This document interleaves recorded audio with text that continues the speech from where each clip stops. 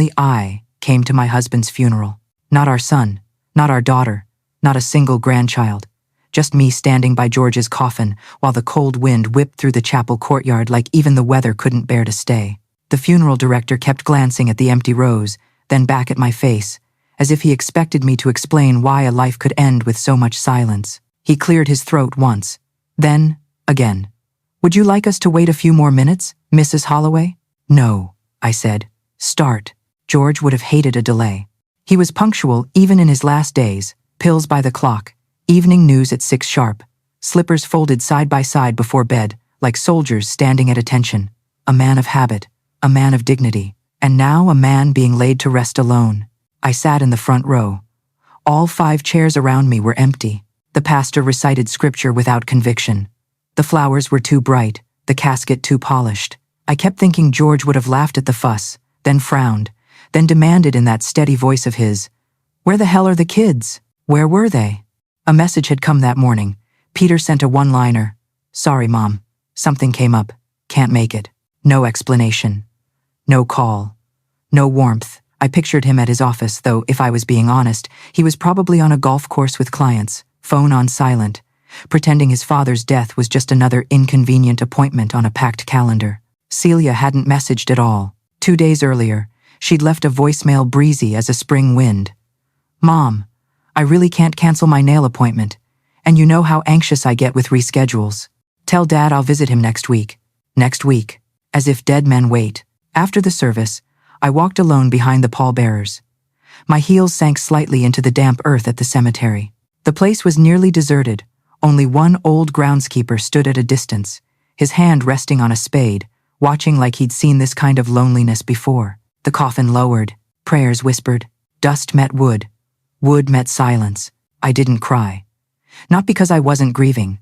I had been grieving for months long before George stopped breathing. But there's a kind of sorrow so deep it stops moving. It sits inside you like an anchor. And that day, I was already buried under it.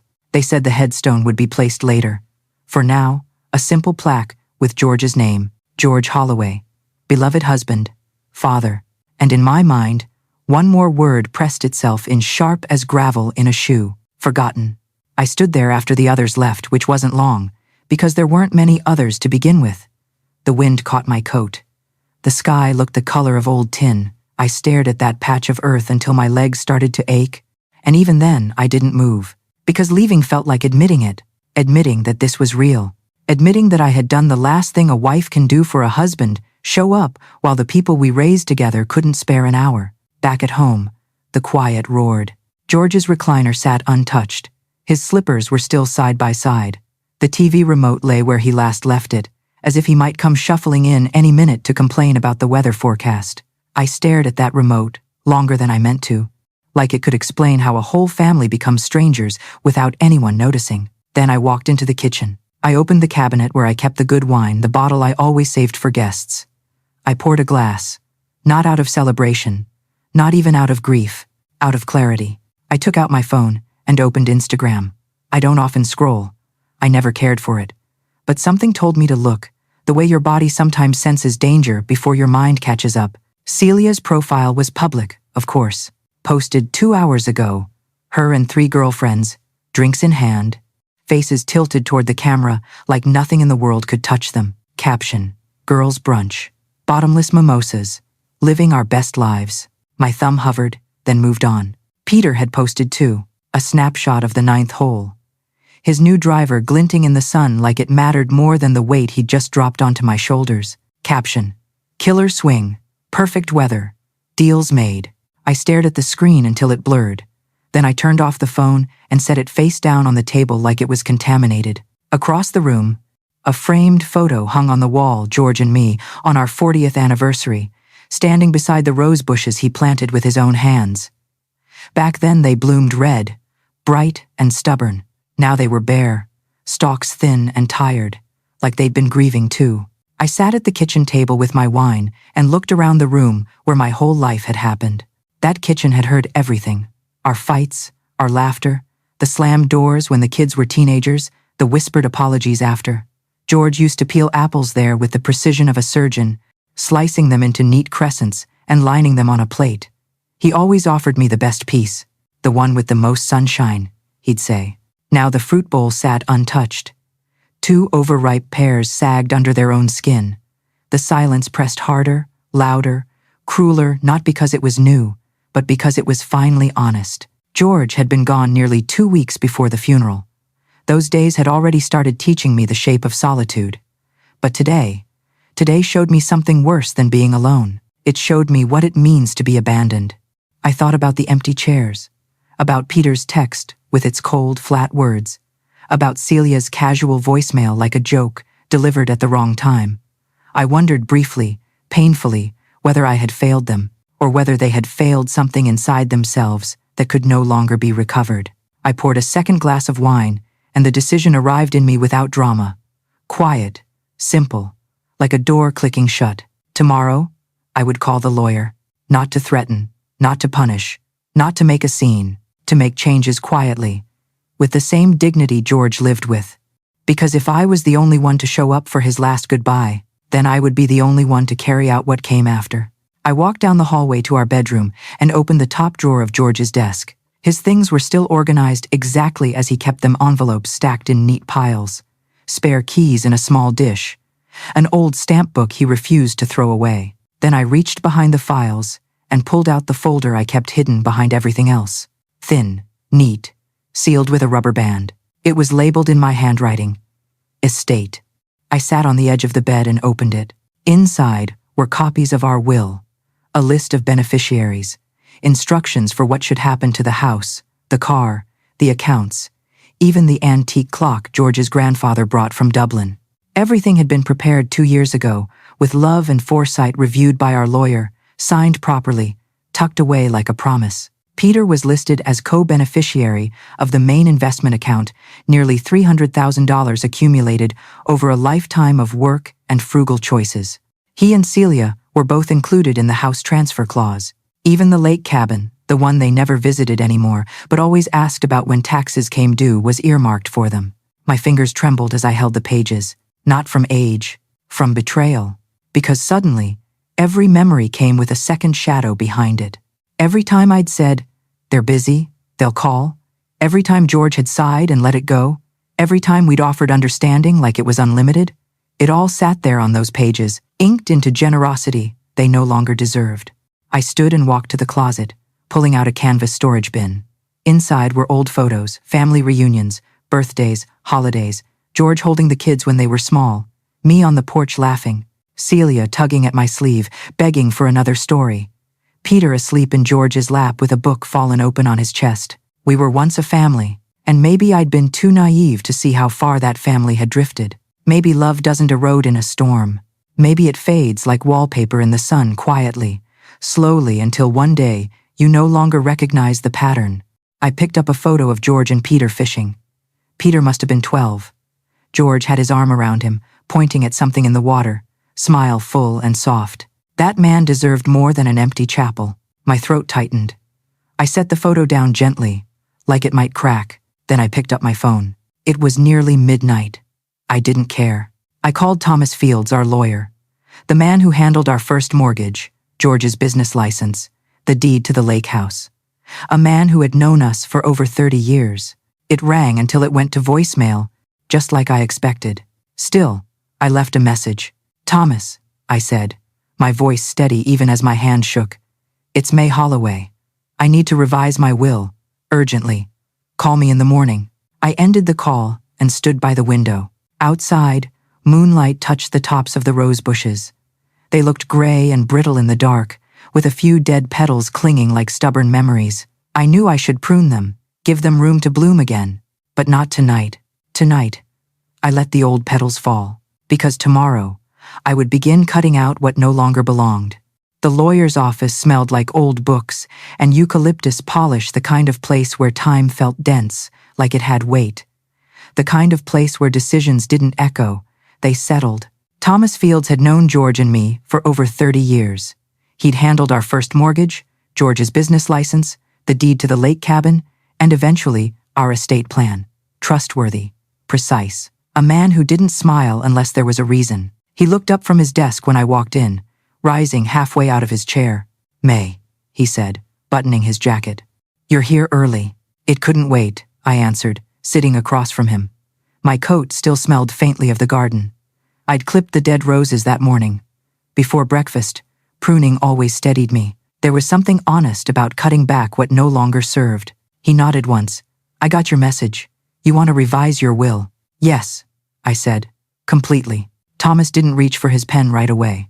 He studied my face, the way people do when they're checking for cracks. "Is this about George?" "I buried my husband alone," I said. "That's all the explanation I have." That was enough. He opened a legal pad and began to write in neat, controlled lines. "What changes are you requesting?" "Peter and Celia are to be removed," I said. "Entirely." His pen paused, not from shock, but from care. "From all provisions?" "Yes," I replied. "The accounts, the house, the cabin, everything." He leaned back slightly, hands folded. "May, I have to ask. Are you sure?" Most parents weren't left standing beside an open grave wondering where their children were," I said calmly. "I'm sure." Thomas nodded once, slow and deliberate. "All right." He turned the page. "Do you want to redirect the assets?" I thought of Ethan. Not the version of him from school photos or holiday cards, but the real one. The boy who showed up without being asked. Who mowed my lawn in July because he said I shouldn't be sweating like that? Who brought me library books and wanted to talk about them? Who once said, when he was 11, "Grandma, I like talking to you more than kids my age." "Yes," I said. "I want to set up a trust for Ethan." Thomas's eyebrows lifted slightly. "Your grandson?" "Yes. I want him to have the house, the cabin, and the remainder of the estate," he wrote carefully. "You'll want it protected." "Exactly," I said. "I don't want his parents anywhere near it." "That can be arranged," Thomas said. "We can create an irrevocable trust in his name. Limited access until he's 30, education, housing, medical expenses allowed. Full access after that." "That sounds perfect." We worked for over an hour, page after page, clause after clause, signatures, revisions, confirmations. I didn't flinch once. When you've buried your husband without a child in sight, a stack of legal documents doesn't scare you. Nothing trivial reaches you after that. Near the end, Thomas looked up again. "I have to say, May, this is unusually clean. Most people your age want to keep the peace. They want to forgive. I've kept the peace for 80 years, I said quietly. And it buried me long before it buried George. He didn't ask another question. When I stepped outside, the sun was just beginning to stretch across the sidewalk. I stood there for a moment, letting the October air hit my face. I wasn't angry. I wasn't even sad anymore. I was done. Done waiting for my children to become people they never intended to be. Done mistaking obligation for love. Done writing emotional checks and pretending silence was gratitude. I walked to my car, my footsteps echoing softly on the pavement. The leather seat felt warmer than usual. I sat with my hands on the steering wheel and watched people pass busy, heads down, wrapped in their own lives. A woman walked by holding her daughter's hand, laughing about something small. I didn't envy them.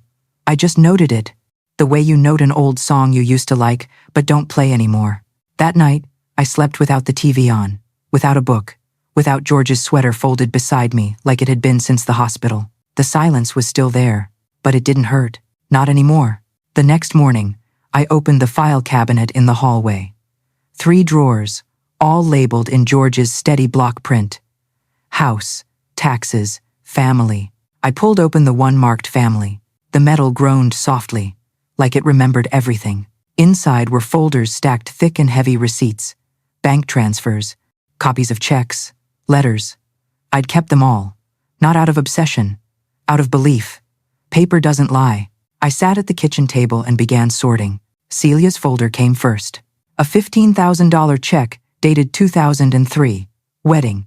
It's a small ceremony, Mom. The venue had chandeliers and lobster rolls and a string quartet. $7,800, 2007. The roof's leaking. The baby's crib got soaked. 12,000, 2011. Braces for Ethan. 5,000, 2013. Robotics camp. It's a big deal, Mom. Another 20,000 when her husband was laid off. No questions asked. You always save us, she'd whispered. I believed her. Peter's folder was thicker. 25,000 for a sure thing startup that collapsed in 6 months, George warned me. I sent it anyway. A used car, a down payment, 3 semesters of grad school, hospital bills when his second daughter was born, insurance when the first broke her arm, back taxes I covered quietly so he wouldn't feel embarrassed. Line after line, check after check. I stared at the piles and wondered when exactly I'd turned into their safety net. Or maybe I always had been, and I was just too willing to be wrapped around their falls. Not once had they ever refused my help, but they had refused to come say goodbye to their father. And that was not something money could fix.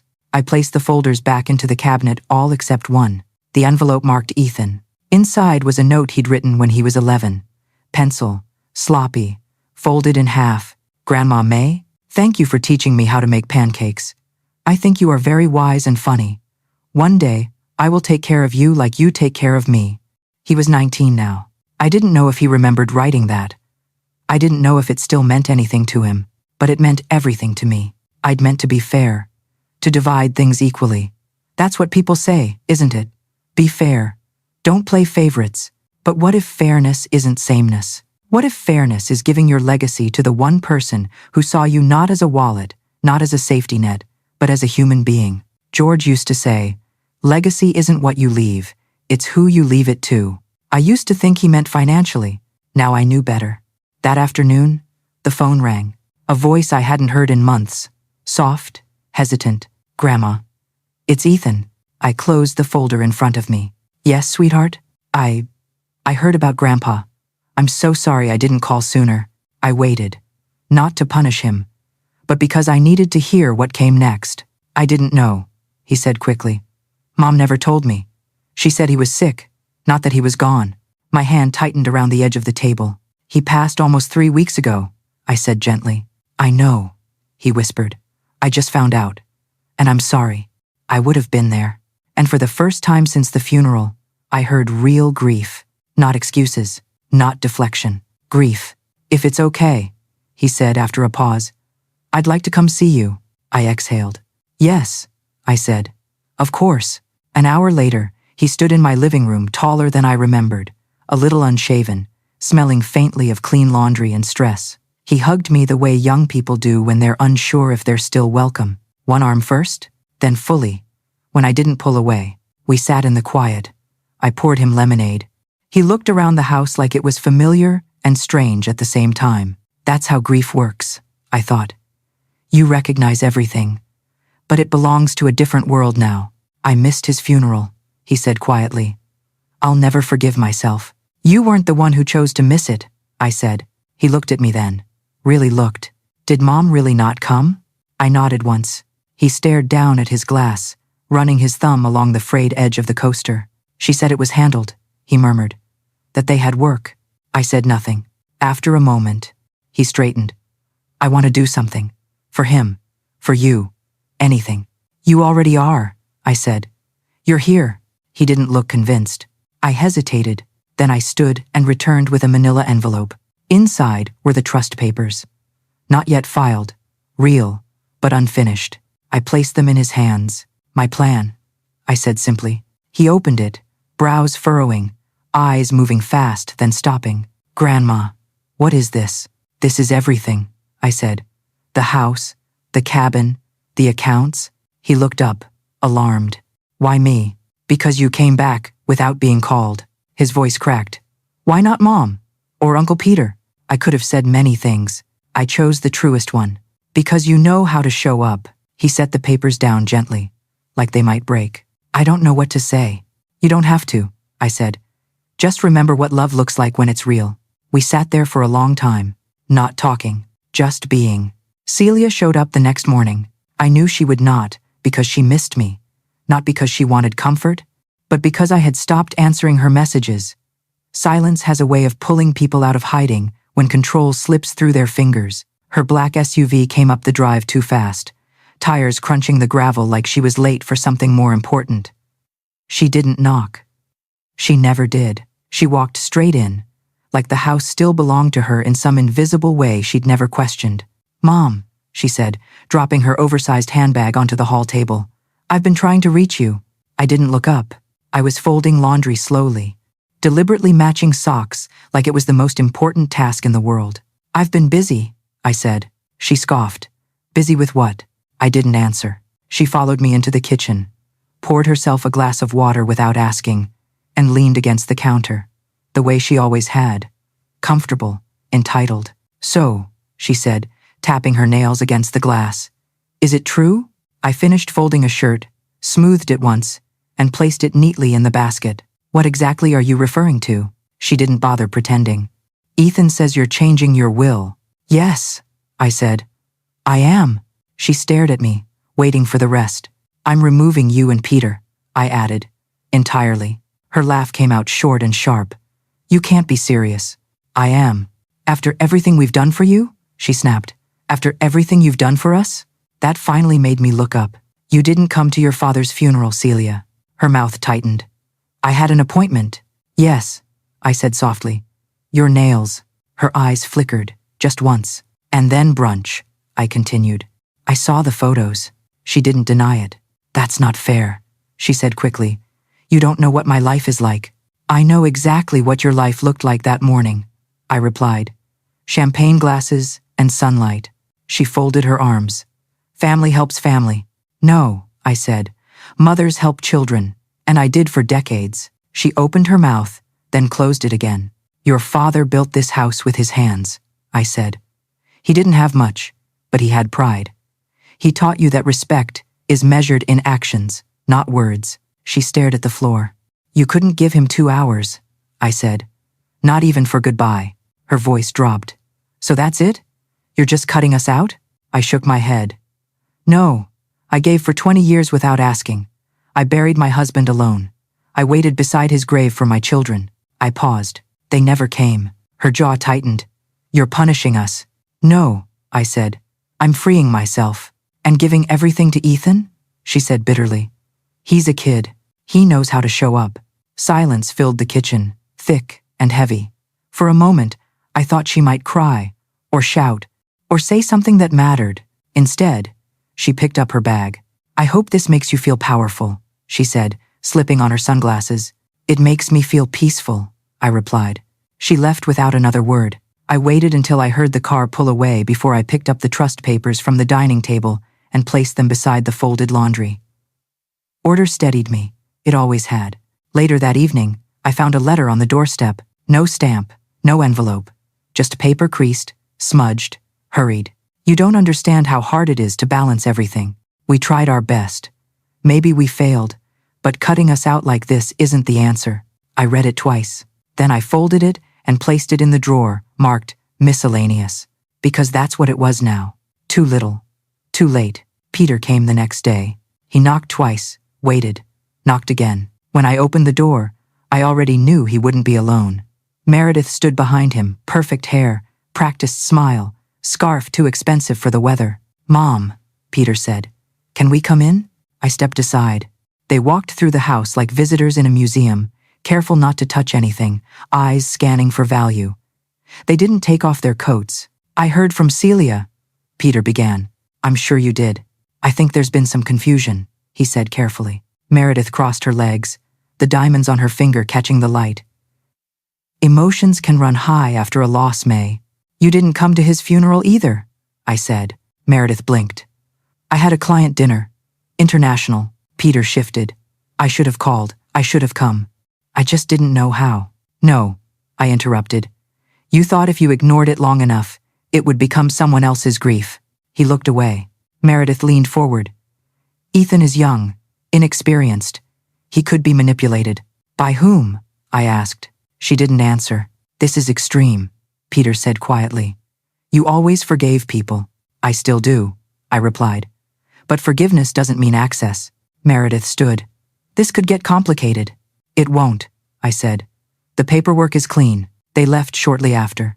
Only when the door closed did my hands begin to shake. Not from fear, from release. I sat by the window as the light faded, watching the roses outside bend toward winter.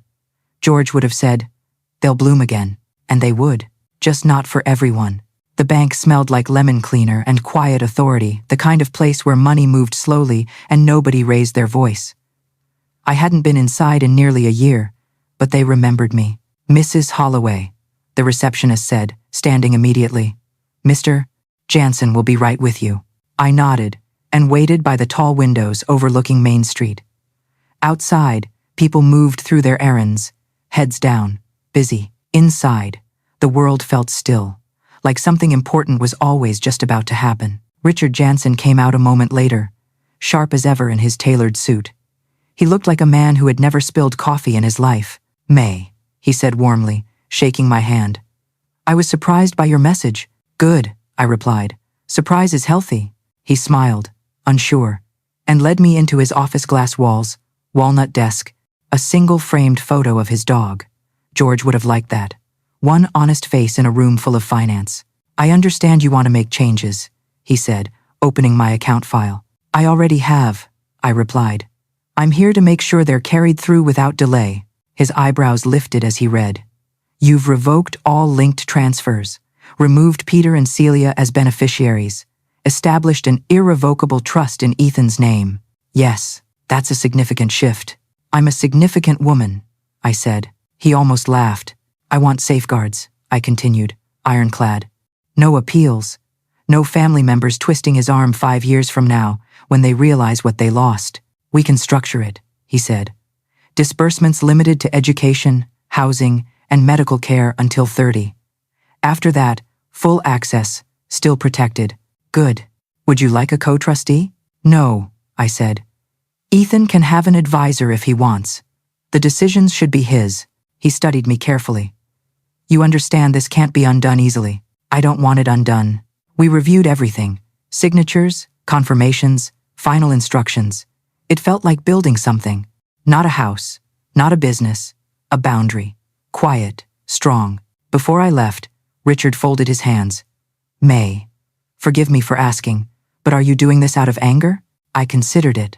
No, I said, out of clarity. He nodded slowly. That's rare. It's just late, I replied. When I stepped outside, the afternoon light felt cleaner. Across the street was a coffee shop George and I used to visit after errands. I hadn't been there in years. It had changed, louder music, younger faces, but I went in anyway and ordered a cappuccino. I sat by the window for a full hour. No phone, no urgency. Just a chair, a cup, and time that belonged to no one but me. They always said this stage of life would be quiet. They never said how loud peace could feel. Lorraine Campbell knocked around 5. She lived 2 houses down and had since 1972. She wasn't my best friend, but we'd shared enough cups of tea and traded enough knowing looks over our fences that the silence between us had become its own language. She came carrying a tin of lemon shortbread and her usual gentle nosiness. I saw Peter's car here yesterday, she said as soon as I opened the door. Did he bring flowers or just excuses? Neither, I said, stepping aside. He brought his wife in a suit. Oh, she said, one word, heavy with judgment. We sat in the living room. Chamomile for her, strong black tea for me. The tin stayed closed between us while she waited. I told them, I said. They're out of the will. Everything's going to Ethan. Lorraine let out a long breath. About damn time. I looked at her. I'm sorry, she added, softening. But I've watched you chase their approval for years. Babysitting when you had doctor's appointments. Writing checks while they took cruises. Smiling when they forgot birthdays. I didn't snap, I said. You peeled back what wasn't love, she replied. Better. She finally opened the tin. The shortbread was perfect, crisp edges, soft center. We ate in silence while the refrigerator hummed and the wind tapped the windows. Do you regret it? She asked. No, I said. I regret not doing it sooner. When she left, I hugged her longer than usual. That night, I didn't turn on the television. I pulled out an old letter George had written during his first business trip, tucked away in a drawer I hadn't opened in years. May, this house is never empty with you in it. You are the roof, the floorboards, and the lock on the door. Even when it feels like no one sees you, I do. I read it 3 times. The house was quiet, but it wasn't empty anymore. It started with a walk, nothing remarkable. No destination, no errand tied to someone else's need. I just wanted to walk. The morning was brisk, the kind of air that sharpened your lungs without biting. I wore George's old windbreaker, a size too big, frayed at the cuffs. It felt right. familiar, like carrying something solid without being weighed down. I moved slowly through the neighborhood, not like someone exercising, but like someone reclaiming territory. The Mapletons still had blue shutters. The Wilsons' porch swing still creaked the same way it always had. George used to say we should fix ours before theirs finally broke. He never did. Neither did they. At the park, I sat on a bench beneath the old elm tree, the one that split in a storm back in '99 and never quite stood straight again. It leaned, stubborn, and alive. Two young mothers passed by pushing strollers, talking about sleep schedules and preschools. They didn't look at me.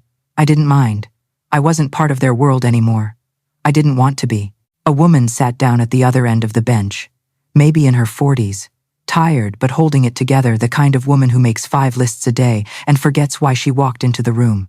"You come here often?" she asked, not looking at me. "I used to," I said, "before people stopped needing rides and casseroles." She smiled softly. "That sounds nice." We sat in silence for a few minutes. "I'm just trying to clear my head," she said. "My daughter told me yesterday she doesn't think she wants kids, says she doesn't see the point." I raised an eyebrow. "And what did you say?" I told her I don't see the point of her 5 tattoos, she said, almost apologetically. "But I didn't keep that to myself." I smiled. "No, you didn't. We talked for 15 minutes about nothing important and everything that mattered." Then she waved and walked away. I watched her disappear around the curve of the path and felt something loosen in my chest, like a door cracking open after being frozen shut for years. That night, I made dinner just for myself. Not leftovers, not something quick. A real meal. Roast chicken, potatoes, rosemary from the garden George planted when weekends still meant laughter instead of errands. I set the table, used the good dishes, lit a candle. I ate in silence. Not lonely. Alone. There's a difference. Afterward, I cleaned the kitchen slowly. No rush. No one waiting. I dried the plates and put them away. Then I did something I hadn't done in decades. I danced. Not well.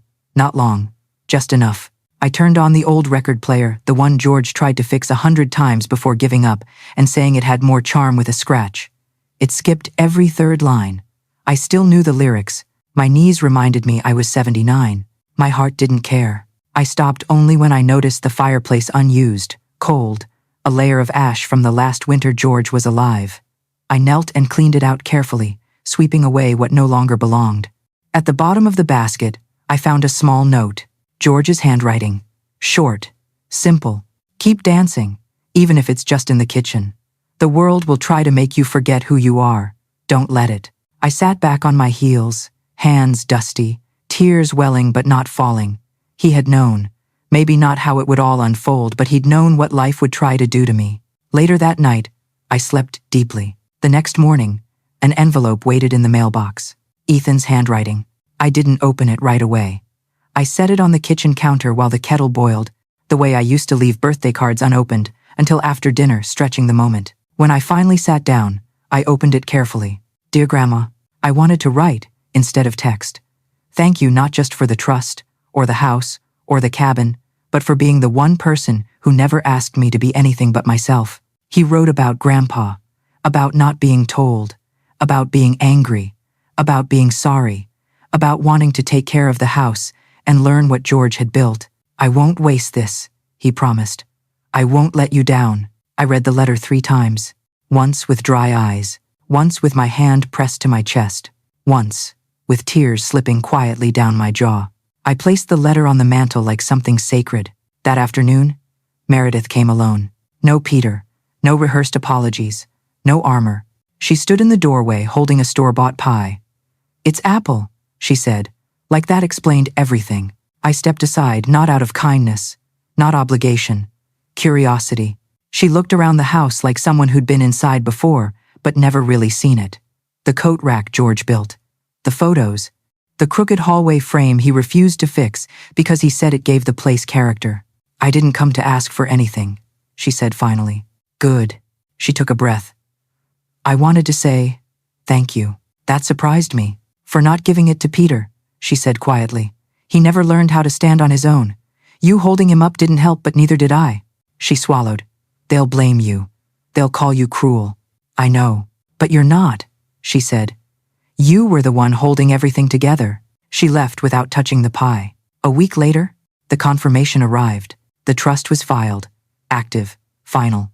Ethan's name now lived on every deed, every account, every line where Peter and Celia's names used to be. It felt quiet, steady, like a book finally closed. I took the envelope into the garden. The roses had surrendered to the cold. George used to say they did it with dignity. I understood now. That afternoon, Ethan came by with a level and a toolbox. He measured the porch, sanded the railings, talked about planting something new in the spring. "You think Grandpa would like that?" he asked. "I know he would," I said. As the first light snow dusted the yard, I watched him work and felt something I hadn't felt in years. Space. Not anger, not triumph, just room for what comes next. The snow didn't stay. It never does the first time. Just a thin white whisper across the yard, enough to tell you the season has changed. I watched it from the back porch, wrapped in my thick cardigan, coffee warming my hands. The air smelled clean, honest. Ethan was out front, measuring the steps again, mumbling to himself the way George used to when something wasn't quite level. It had been a month since I signed the papers. The world hadn't applauded, the sky hadn't opened, but something in me had shifted. A weight I'd carried for decades, quietly, politely, was finally gone. Celia hadn't called. She sent one text, short and stiff. "I hope you're proud of what you've done." I didn't reply. Peter's silence was longer, heavier, a void that no longer asked to be filled. I didn't chase them. Let them tell their version. Let them paint me cold. I'd lived long enough to know people rewrite the truth to make their shame easier to live with. The truth doesn't need to shout. It just needs to stand. Ethan knocked gently on the back door. "Grandma, you want to see the new railing?" I set down my mug and followed him outside. He'd done well. Sanded, stained, sealed against the weather. The porch looked cared for again. George would have said, "It leans a little to the left." "So does everyone in this family," Ethan joked. I laughed, real laughter. Loud, free. The kind that surprises you with its own sound. "I was thinking," he said, wiping his hands on a rag. "Maybe next spring we start a garden out front. Not just flowers. Vegetables. Herbs. Something useful. Something that grows." "That sounds just right," I said. We went back inside. I made soup. He fixed a squeaky cabinet. I showed him where the breaker box was. He asked about attic insulation. Small, necessary things. The kind you don't photograph. The kind you miss when they're gone. After he left, I sat at George's desk and wrote one more letter. Not for court, not for lawyers. For myself. "You tried longer than you should have. You bent into shapes that didn't fit, gave when you should have said no. But you also loved fiercely, and that is not a mistake. Now you are free." I folded the letter and placed it in the drawer where I once kept old family photos. Not to hide it, just to know it was there. That night, I stepped outside and looked up at the stars. Sharp, cold, clear. "He would have been proud," I whispered. Not because I was strong, not because I was firm, but because I finally chose peace. Not loud, not showy, just mine.